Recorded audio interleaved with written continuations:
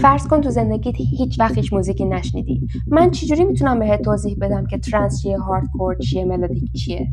امروز دقیقا میخوایم همین کارو بکنیم. بدون اینکه به یه نوت موسیقی گوش کنیم، همشونو میخوایم تبدیل کنیم به یه حس، به یه دنیا که وقتی دفعه بعد اسمشونو میشنوی بدون اینکه حتی شنیده باشیشون میتونی بفهمی کدومه. بزن بریم. اولین دنیا. تصور کن ساعت 6 عصره. دم ساحل نشستی، غروب آفتابه. همه دارن میخندن، یه نوشیدنی دستشونه. آروم آروم دارن تکون میخورن. هیچ عجله‌ای وجود نداره. همه چی آرومه، همه چی راحته. موزیکی توی بک‌گراونده که ازت اصلا نمیخواد دیوونه وار پاشی برقصی. فقط میخوای یه ذره تکون بخوری، یه ذره تکونش بدی.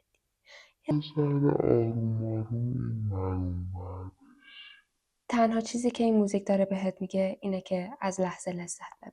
این سبک 1 2 3 هاوس. اگه درست فهمیدی یه امتیاز برای تو، اگه نه یه امتیاز منفی. بریم ببینیم بعدی‌ها رو چجوری جواب میدی. شماره 2. فکر کن شبه، داری رانندگی میکنی توی جاده. شیشه های ماشینت خیسه از بارون قطعا. انعکاس چراغا رو میتونی روی آسفالت ببینی. نه ناراحتی، نه خوشحالی. فقط داری فکر میکنی. اون موزیکی که داره اون پشت پخش میشه اصلا برای تکون خوردن و رقص نیست. برای فکر کردنه. اگه گفتی این موزیک چیه؟ 1 2 3 دیپ هاوس. اگه درست فهمیدی دوباره یه امتیاز دیگه به خودت بده. اگه نه میدونی باید چی کار کنی. منفی. شماره 3. حالا همه چی عوض میشه. تو وارد یه کارخونه متروکه شدی. هیچ پنجره‌ای نیست. همه جا بتون، فلز، مه. لابلای مه نورای سفیدی میاد. هیچکی با هیچکی حرف نمیزنه. همه ساکتن. فقط دارن حرکت میکنن. فقط دارن تکون میخورن. تکوناشونم اصلا غیری نیست. تکوناشون خیلی. اینجا اگه گفتین چی متولد میشه؟ چه سبکی؟ چه چیزی؟ 1 2 3 تکنو. Yes, that was techno. That was techno. تکنو از همینجا شروع شد. از کارخونه‌های متروکه. کسایی که رفتن تو کارخونه‌های متروکه نشستن آهنگ ساختن. اگه داستانشو نمیدونی تو ویدیوهای قبلیم توضیح دادم. برو نگاه کن. شماره 4. حالا تو همون کارخونه ای. همون کارخونه متروکه. فقط اینجا برق فشار قوی از همه جا رد شده. نورا سریعتر شدن، سریعتر حرکت میکنن، انرژی بیشتر شده. همه سریعتر دارن حرکت میکنن. هیچکی با هیچکی همچنان صحبت نمیکنه. تو اینجا دیگه بدنت از مغزت اجازه نمیگیره. خودش داره حرکت میکنه. حالا اگه گفتی این چیه؟ 1 2 3 هارد تکنو. درست فهمیدی یا غلط فهمیدی؟ امتیاز گرفتی یا نگرفتی؟ یا از دستش دادی؟ اشکال نداره. بازم سبک مونده. شماره 5. حالا فکر کن تو همون کارخونه ای. ولی به جای اینکه توی سالن باشی تو خط تولیدی. اینجا صدای چکش، جرقه، دستگاه‌های سنگین، فلز، یه عالمه صداهای ناهنجار میاد. هیچی دیگه اصلا قشنگ نیست. اگه تو قبلی هم میذاره قشنگی بود اینجا همه چی دیگه خامه. همه چی خشنه، همه چی واقعیه. بگو ببینم. 1 2 3 شخانس. درست فهمیدی؟ Let's go. شماره 6. حالا چشماتو ببند. تو روی یک کوهی. آفتاب داره کم کم طلوع میکنه. دمدمای صبح. باد میاد. همونجور که چشات بسته است. اولین نور خورشید به صورتت میخوره. اینجا یه حس عجیبه.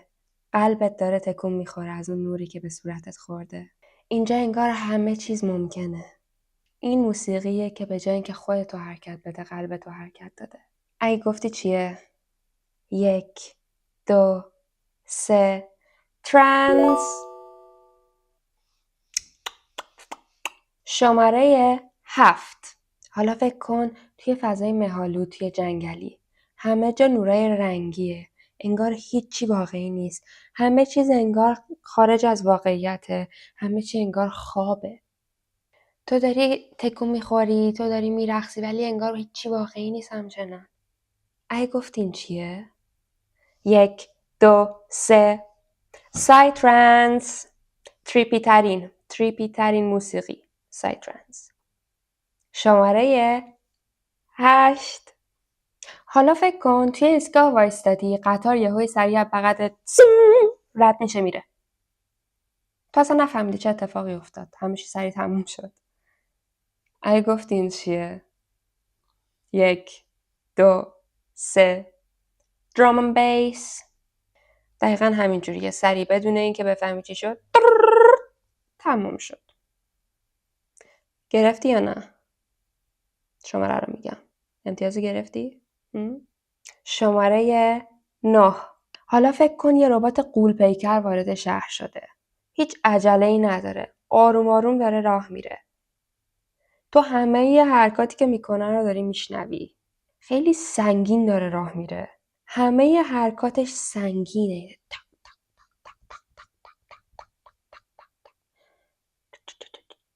اگه گفتی این سبک چیه؟ 1 2 3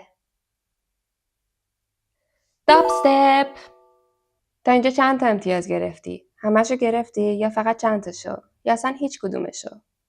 اگه هیچیو نگرفتی اشکال نداره. دفعه بعد همه امتیازا رو جلو دوستات میگیری. حالا جالبیش اینه که تو وقتی ویدیوهایی توی اینستا رو میبینی، توی یوتیوب رو میبینی که آهنگا فرق میکنن، آدم‌ها هم فرق میکنن، لباساشون هم فرق میکنه. درسته. خیلی از موقع‌ها وقتی که مثلا آدم‌ها دارن به هاوس گوش میدن، لباسای روشن‌تری تنشونه. وقتی دارن تکنو گوش میکنن، مینیمال مشکی. وقتی سایترنس دارن گوش میکنن، رنگای نئونی. چون واقعا هر سبکی یه دنیای متفاوتی. هر سبکی یه سیاره جداییه. وارد اون سیاره شدن یه سری المانا رو با خودش میاره. شاید تو همچنان اصلا تکنو الکترونیک دوست نداشته باشی. ولی اصلا اشکال نداره. دفعه بعد حداقل اگه یه موزیک گوش دادی میتونی فقط با این که بفهمی چه حسی بهم داد، چه رنگیه، من کجام، فقط با ذهنت بفهمی که اون آهنگ چیه، نه با گوشت. تو دیگه از تخیلاتت بهتر میتونی استفاده کنی. اگه این ویدیو رو دوست داشتی حتما لایک کن، کامنت بذار، به انگلیسی بهتره، سابسکرایب کن و برای دوستات بفرست. بهم حتما توی کامنت بگو که راجع به چه چیزایی توی تکنو یا موسیقی میخوای اطلاعاتت بیشتر بشه. میبوسمتون. خداحافظ.